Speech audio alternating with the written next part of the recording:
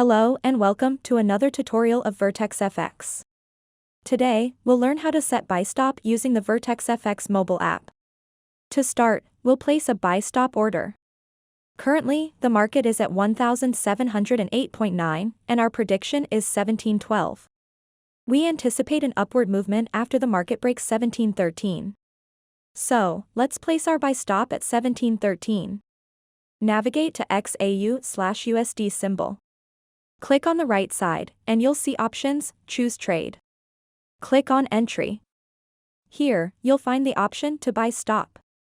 Enter the price at which you want to place the buy stop, in our case, 1713. Set your stop loss at 1705 and take profit at 1720. Adjust your lot size, let's keep it at 0.01 for this example. Click place order. Your order is now placed. Click OK to confirm.